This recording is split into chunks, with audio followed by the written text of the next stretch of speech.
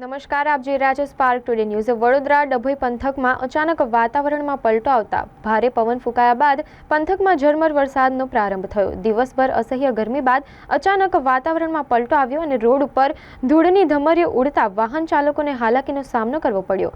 પંથકના Sinor road, Statue of Unity road, ST depot વિસ્તારમાં ઝરમર વરસાદનો પ્રારંભ થયો અને વાતાવરણમાં ઠંડક પ્રસરી જતા ગરમીથી રાહત મળી।